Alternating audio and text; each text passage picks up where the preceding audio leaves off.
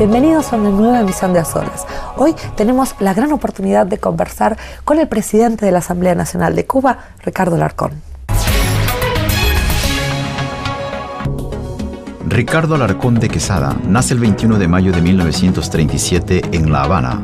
Desde 1993 es presidente de la Asamblea Nacional del Poder Popular de Cuba, el máximo órgano legislativo del país. De 1966 a 1978, embajador, representante permanente de Cuba ante la ONU, vicepresidente de la Asamblea General de la ONU, presidente del Consejo de Administración del Programa de las Naciones Unidas para el Desarrollo, vicepresidente del Comité de Naciones Unidas sobre el ejercicio de los derechos inalienables del pueblo palestino. En 1978, es promovido a viceministro primero del Ministerio de Relaciones Exteriores hasta ocupar en 1992 el cargo de ministro. Como presidente de la Asamblea Nacional del Poder Popular, ha sido reelegido en dicho órgano en 1998, 2003 y 2008. Permítame, antes que nada, darle las gracias por esta oportunidad, por estar hoy conversando con nosotros. Encantado. Desde que Cuba optó por un camino político distinto, por supuesto, en ciertos aspectos se vio aislada de la región. ¿Hasta qué punto diría usted que el mundo occidental tiene conocimiento de la realidad cubana? Francamente, yo diría que lo que predomina, el rasgo principal, es el desconocimiento. En el caso de Cuba, la verdad es que sobre ella ha habido un plan que es muy antiguo, pero muy antiguo, que se remonta al origen de la nación cubana. Estoy hablando de mediados del siglo XIX, que desde aquella época Estados Unidos tuvo como propósito, como idea, apoderarse de la isla e incorporarla a la nación norteamericana. En el 91 se publicaron algunos documentos que habían sido clasificados hasta entonces respecto a las relaciones entre Cuba y Estados Unidos, documentos de la Casa Blanca y del Departamento de Estado. A lo largo de un volumen enorme, 1.400 páginas, una cosa así más o menos, que abarca el final del periodo de Batista y los primeros meses de la Revolución. Bueno, aparte de demostrar ahí claramente, muy documentado, todo el apoyo que Estados Unidos le dio al régimen de Batista hasta el último día, hay una frase, una orientación del presidente Eisenhower que recorre todo el libro y que a mí me impresionó mucho, que es la siguiente: que no se vea la mano de los Estados Unidos. Todavía hay cosas que no sabemos exactamente qué fue lo que se dijo, qué fue lo que pasó en diciembre del 58, cuando ya se está derrumbando el régimen de Batista, está a punto de triunfar la revolución. Eisenhower está reunido con el Consejo de Seguridad Nacional, o sea, el vicepresidente, el jefe del Estado Mayor del Ejército, el jefe de la CIA, el jefe del Pentágono, los principales dirigentes norteamericanos. Y les hace jurar que esto que ustedes han escuchado en esta reunión estarán dispuestos a jurar siempre que nunca lo escucharon. ¿Qué diablos habrán escuchado de esos caballeros esa noche en esa reunión? Así que imagínese usted cuántas nubes de distorsión y de mentira todavía nos quedan, incluso para comprender el origen del... Pero bueno, ahí está, a mi juicio, la esencia de la cuestión. Desde antes de que triunfase la Revolución Cubana, ellos tenían como más que objetivo, como obsesión, el ocultamiento de la verdad. la manipulación de la información. ¿Cuáles diría usted que son hoy las principales diferencias entre la imagen que se manejan por ahí en el mundo occidental sobre Cuba y su realidad? Le voy a poner un ejemplo de hoy mismo, de todos estos días.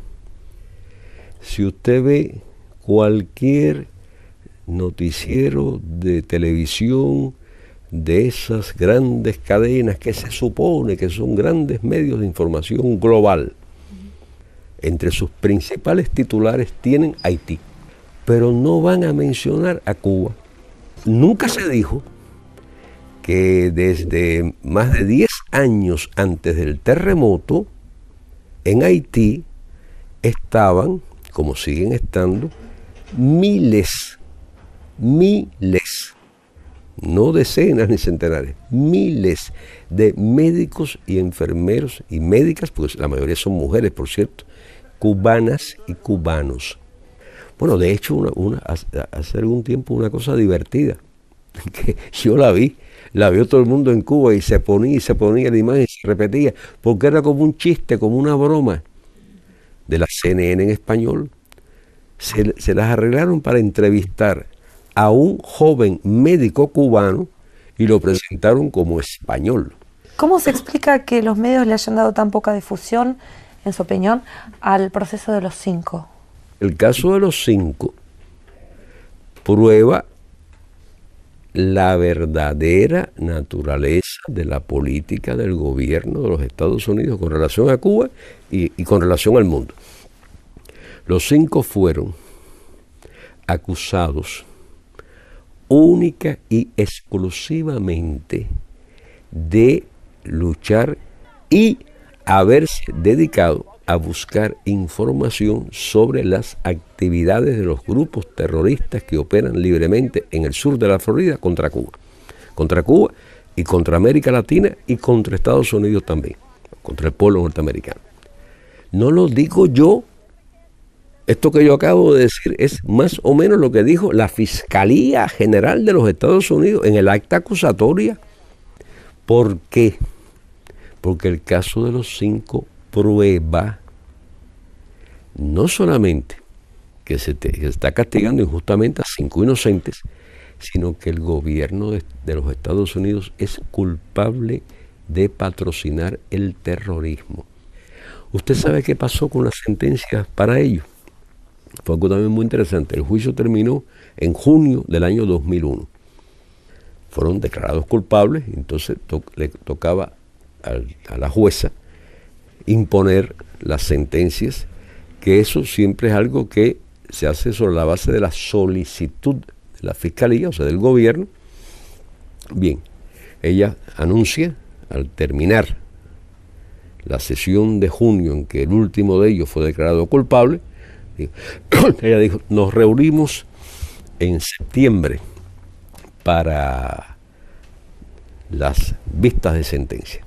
Que el 11 de septiembre los norteamericanos de pronto chocaron con la realidad del terrorismo contra ellos, sobre ellos. Injusto, condenable, yo no tengo el menor reparo en declarar que lo que ocurrió contra las Torres Gemelas fue un hecho abominable. Pero la ironía de la historia es que si se hubiera cumplido el programa anunciado por la jueza Lennart con relación a los 5, ellos habrían sido sentenciados a las pocas horas de haber ocurrido aquella hecatombe.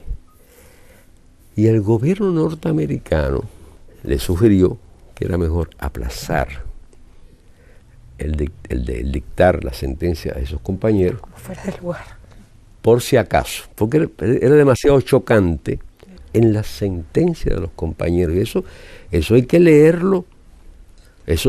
Son piezas de literatura moderna, contemporánea, que el gran público no debería ser impedido de conocer.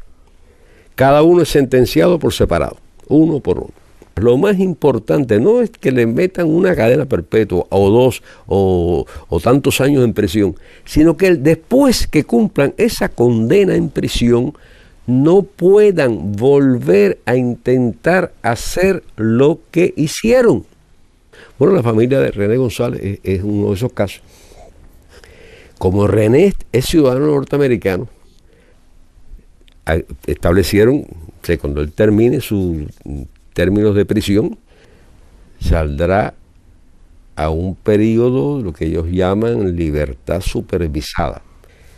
Y esto le juro por mi madre que se lo voy a citar textualmente, y que aparece en la página 46 del acta del tribunal correspondiente al 14 de diciembre de 1998, página 46.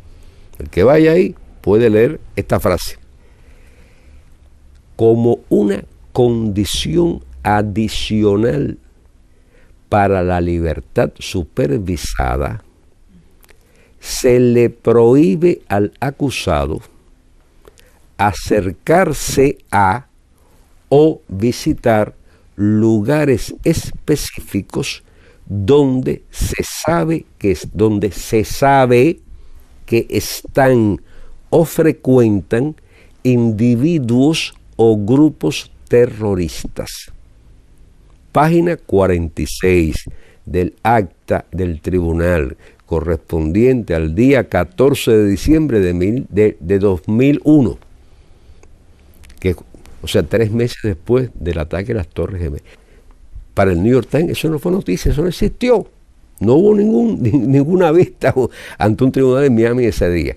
Porque ¿qué hubieran pensado los neoyorquinos si hubieran leído que a petición de su gobierno, el mismo gobierno que estaba dando tantos gritos contra el terrorismo en aquellos días, el mismo gobierno del presidente Bush, en ese momento que armaba esa alaraca en la supuesta guerra contra el terrorismo, reconocía que en Estados Unidos hay individuos y grupos terroristas que se sabe quiénes son, que se sabe dónde están, que se sabe qué lugares frecuentan, y en lugar de enviar al Buró Federal de Investigaciones a detener a esos señores terroristas y encarcelarlos, le prohíben a un ciudadano norteamericano acercarse a o visitar esos lugares para que no intente otra vez molestar a esos terroristas. ¿Cómo no va a ser noticia que en 5 ocasiones el mismo gobierno de Bush, que está en esos momentos bombardeando Afganistán, está reconociendo que sabe que dentro de Estados Unidos hay individuos o grupos que ellos califican de terroristas? Entonces basta con que los medios oculten algo para que la gente no sepa. Hacemos una pausa, pero enseguida estamos de vuelta.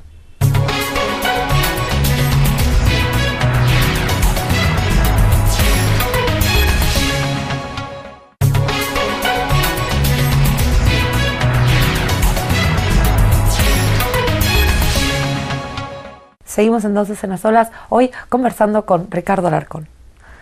Por el momento, ¿cómo se puede evaluar la reacción en ese sentido de otros países? Digamos, ¿qué países se muestran más interesados a saber más de Cuba, a acercarse más a la verdad, a llegar a establecer el diálogo? Las cosas han cambiado mucho porque hace 50 años Estados Unidos consiguió aislar a Cuba del resto de los gobiernos de la región, o sea, y logró excluirnos de la Organización de Estados Americanos. Pero ahora, 50 años después, el que está aislado es Estados Unidos. Y no lo digo yo, lo dijo Hillary Clinton. Ella lo reconoció que en las reuniones interamericanas, donde quiera que va, todo el mundo le pregunta cuándo van a cambiar la política contra Cuba. Porque ahora tenemos nosotros relaciones muy buenas con todos los países de América Latina y el Caribe, sin excepción. Y todos esos países, como 192 Estados miembros de la ONU, condenan el bloqueo norteamericano. Todos esos países, incluso la mayoría de ellos en la última reunión de la OEA, decidieron anular, echar a un lado, ignorar la famosa resolución por la cual excluyeron a Cuba. Y entre Estados Unidos y América Latina, las dificultades que tiene Estados Unidos para comunicarse, para relacionarse con América Latina, hay una que tiene 4 letras, C-U-B-A, Cuba. El problema en América Latina lo tiene Estados Unidos, que ya no puede administrarla, no puede gobernarla como se acostumbró a hacerlo durante 2 siglos. Ahora, ¿cómo puede ser que estando todos en contra, el bloqueo siga en pie? ¿Cuál es el poder real que tienen otros representantes? Estados Unidos tiene, ha sido una potencia económica muy importante, lo sigue siendo, que tiene petróleo, tiene gas, tiene todos los recursos minerales, tiene todos los recursos agrícolas, tiene mucho espacio, tiene todo tipo de tierras, etc. O sea, Estados Unidos podría, digamos, si renuncia al imperialismo, si renuncia a ese papel hegemónico en el planeta y demás, ellos podrían vivir solos, y eso lo siente cualquier norteamericano. Estados Unidos actualmente ejerce un dominio sobre la economía mundial sobre bases ficticias, con un papelito verde que se llama el dólar, que es la moneda de cambio internacional, aunque es la moneda nacional de los Estados Unidos. En realidad Estados Unidos tiene un gran poder a partir de que monopoliza un potencial bélico capaz de destruir el mundo miles de veces. Y tiene un gran poder en esto, en los medios, en la comunicación, en la industria de la comunicación, del entretenimiento, en la industria cultural, etc. En crear imágenes, en influir en las mentes de las gentes. Ahí es fuerte, y muy fuerte, por supuesto, en su capacidad de destrucción del planeta. Explíqueme por qué desde el año en que cayó el muro de Berlín hasta hoy, cada año el presupuesto militar de los Estados Unidos ha sido superior al del año anterior. Y ya actualmente el presupuesto militar de Estados Unidos es superior a los presupuestos militares de todos los demás países de la Tierra. ¿Por qué? ¿Por qué? ¿Guerra contra quién? Yo le voy a decir contra quién es. Contra usted, contra el camarógrafo, contra la productora, contra mí, contra el pueblo norteamericano, contra todo el mundo. Y entonces van a ir inventando excusas,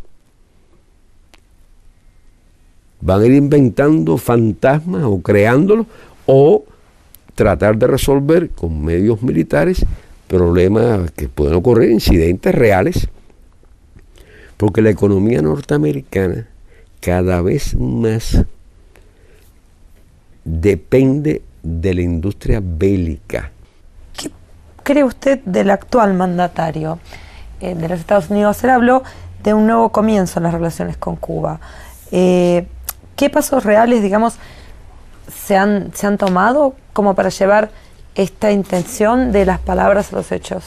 Un hombre más suave, de mejores modales que Bush, que francamente no es un mérito extraordinario, cualquiera es más sofisticado que George W. Bush,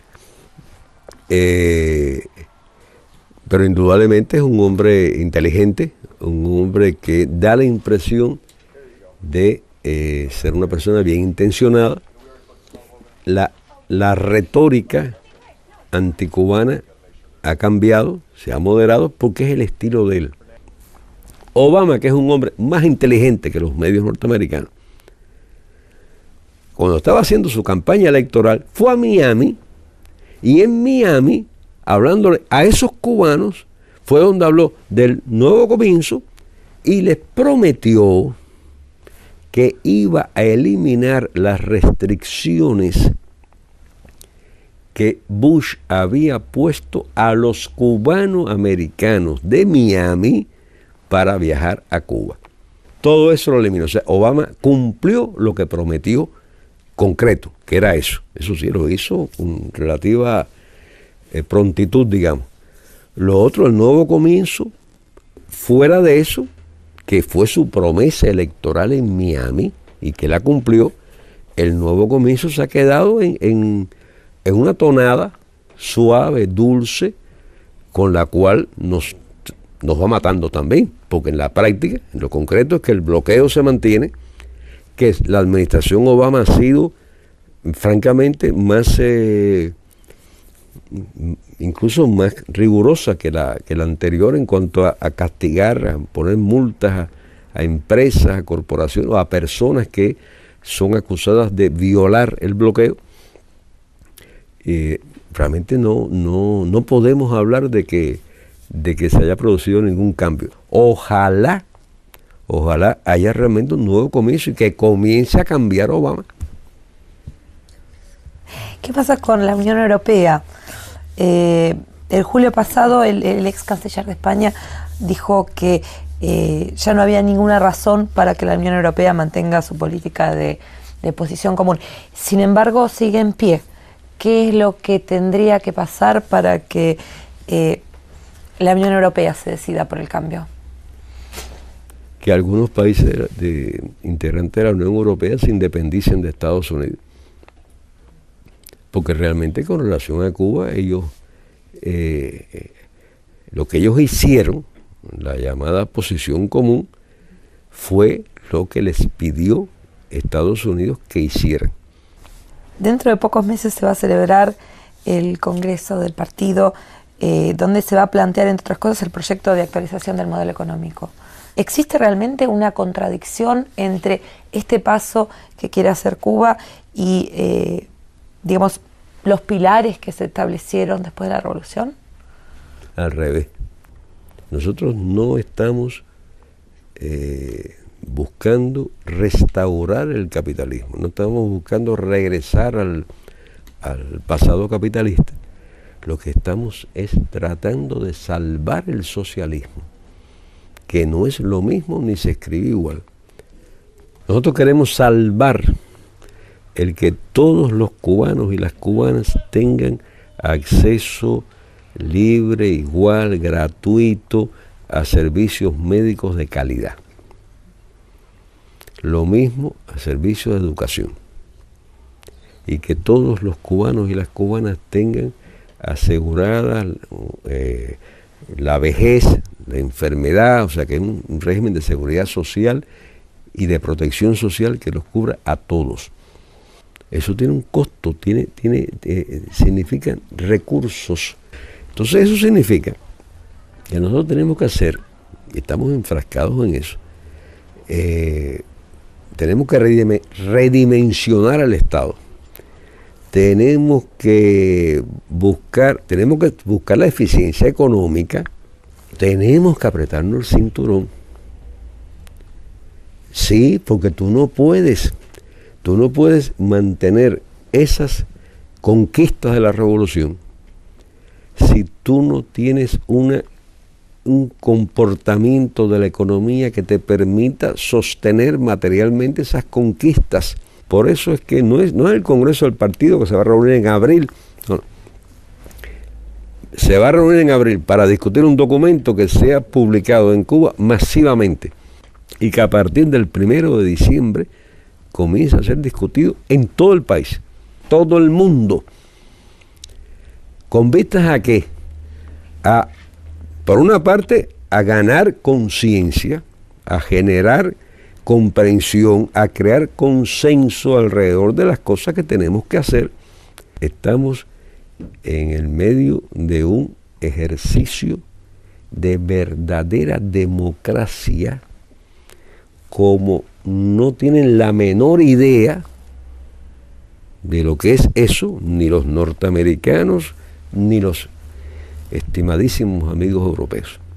Dentro de 10 años yo estoy seguro, absolutamente seguro, que habremos dado, no digo un salto dramático, espectacular en el comportamiento económico, pero sí estoy seguro que habremos superado la situación de dificultades especiales, de crisis de ahora, y que por supuesto la revolución habrá continuado y habrá mejorado mucho en muchas de sus gestiones. Bueno, nos quedamos entonces con ese tono optimista. Una vez más, muchísimas gracias por sus palabras. Les recuerdo que nuestro invitado de hoy ha sido el presidente de la Asamblea Nacional de Cuba, Ricardo Alarcón. Nos despedimos. Hasta la próxima.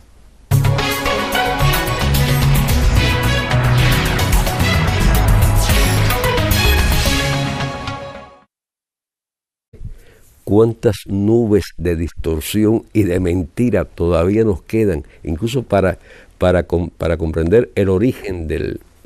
Pero bueno, ahí está a mi juicio la esencia de la cuestión. Desde antes de que triunfase la Revolución Cubana, ellos tenían como más que objetivo, como obsesión, el ocultamiento de la verdad, la manipulación de la información. ¿Cuáles diría usted que son hoy las principales diferencias entre la imagen que se manejan por ahí en el mundo occidental sobre Cuba y su realidad? Le voy a poner un ejemplo de hoy mismo, de todos estos días. Si usted ve cualquier noticiero de televisión de esas grandes cadenas que se supone que son grandes medios de información global, entre sus principales titulares tienen Haití, pero no van a mencionar a Cuba. Nunca se dijo que desde más de 10 años antes del terremoto, en Haití estaban, como siguen estando, miles, no decenas ni centenares, miles de médicos y enfermeros y médicas, pues la mayoría son mujeres, por cierto, cubanas y cubanos. Bueno, de hecho, hace algún tiempo una cosa divertida, que yo la vio todo el mundo en Cuba y se ponía la imagen y se repetía, porque era como un chiste, como una broma de la CNN en español. Se las arreglaron para entrevistar a un joven médico cubano y lo presentaron como español. ¿Cómo se explica que los medios le hayan dado tan poca difusión, en su opinión, al proceso de los 5? El caso de los 5 prueba la verdadera naturaleza de la política del gobierno de los Estados Unidos con relación a Cuba y con relación al mundo. Los 5 fueron acusados única y exclusivamente de luchar y haberse dedicado a buscar información sobre las actividades de los grupos terroristas que operan libremente en el sur de la Florida contra Cuba y contra América Latina y contra Estados Unidos también, contra el pueblo norteamericano. No lo digo yo. Esto que yo acabo de decir es más o menos lo que dijo la Fiscalía General de los Estados Unidos en el acta acusatoria. ¿Por qué? Porque el caso de los 5 prueba no solamente que se está castigando injustamente a 5 inocentes, sino que el gobierno de los Estados Unidos es culpable de patrocinar el terrorismo. ¿Usted sabe qué pasó con las sentencias para ellos? Fue algo también muy interesante. El juicio terminó en junio del año 2001. Fueron declarados culpables, entonces le tocaba a la jueza imponer las sentencias, que eso siempre es algo que se hace sobre la base de la solicitud la fiscalía, o sea, del gobierno. Bien, ella anuncia, al terminar la sesión de junio en que el último de ellos fue declarado culpable, ella dijo, nos reunimos en septiembre para las vistas de sentencia. Que el 11 de septiembre los norteamericanos de pronto chocaron con la realidad del terrorismo contra ellos, sobre ellos. Injusto, condenable, no tengo el menor reparo en declarar que lo que ocurrió contra las Torres Gemelas fue un hecho abominable, pero la ironía de la historia es que si se hubiera cumplido el programa anunciado por la jueza Lennart con relación a los 5, ellos habrían sido sentenciados a las pocas horas, monta al origen de la nación cubana.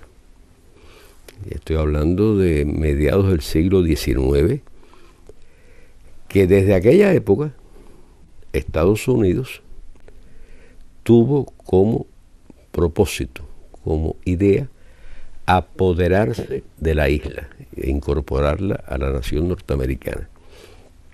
En el 91 se publicaron algunos documentos que habían sido clasificados hasta entonces respecto a las relaciones entre Cuba y Estados Unidos, documentos de la Casa Blanca y del Departamento de Estado.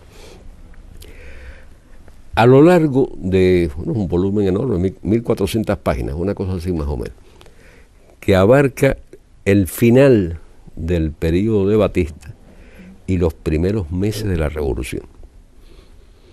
Bueno, aparte de demostrar ahí claramente, muy documentado, todo el apoyo que Estados Unidos le dio al régimen de Batista hasta el último día, hay una frase, una orientación del presidente Eisenhower que recorre todo el libro y que a mí me impresionó mucho, que es la siguiente: que no se vea la mano de los Estados Unidos.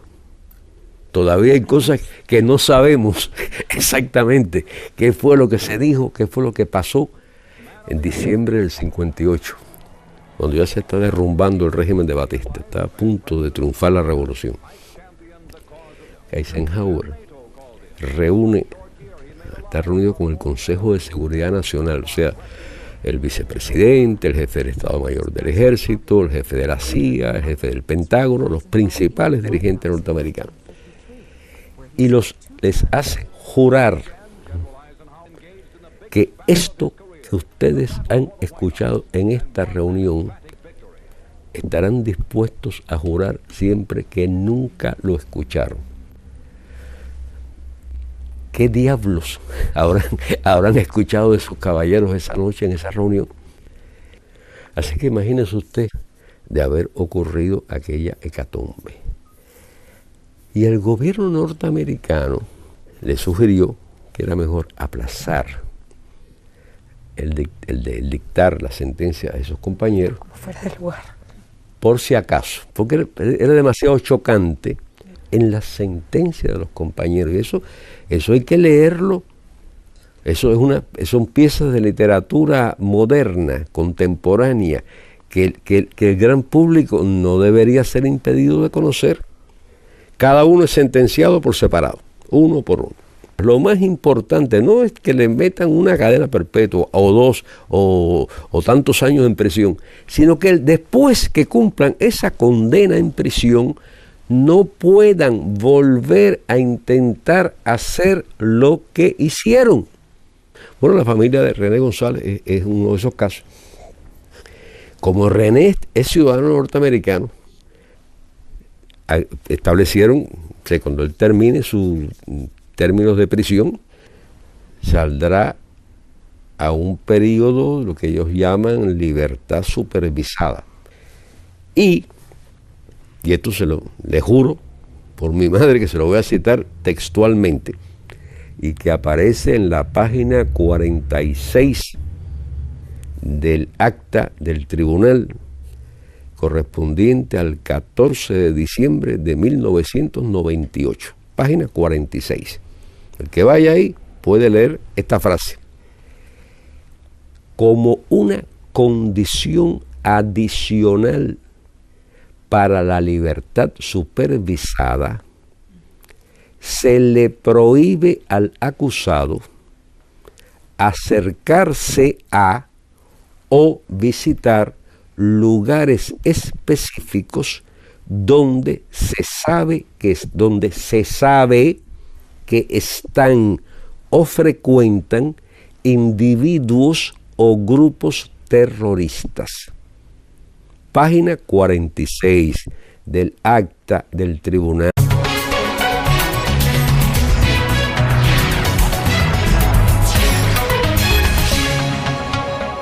Bienvenidos a una nueva emisión de A Solas.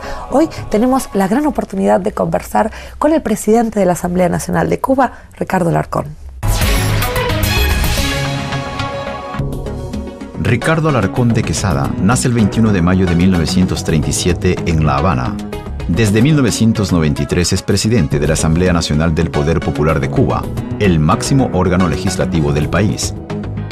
De 1966 a 1978, embajador, representante permanente de Cuba ante la ONU, vicepresidente de la Asamblea General de la ONU, presidente del Consejo de Administración del Programa de las Naciones Unidas para el Desarrollo, vicepresidente del Comité de Naciones Unidas sobre el ejercicio de los derechos inalienables del pueblo palestino. En 1978, es promovido a viceministro primero del Ministerio de Relaciones Exteriores hasta ocupar en 1992 el cargo de ministro. Como presidente de la Asamblea Nacional del Poder Popular, ha sido reelegido en dicho órgano en 1998, 2003 y 2008. Permítame, antes que nada, darle las gracias por esta oportunidad, por estar hoy conversando con nosotros. Encantado. Desde que Cuba optó por un camino político distinto, por supuesto, en ciertos aspectos se vio aislada de la región. ¿Hasta qué punto diría usted que el mundo occidental tiene conocimiento de la realidad cubana? Francamente, yo diría que lo que predomina, el rasgo principal, es el desconocimiento. En el caso de Cuba, la verdad es que sobre ella ha habido un plan que es muy antiguo, pero muy antiguo, que se remonta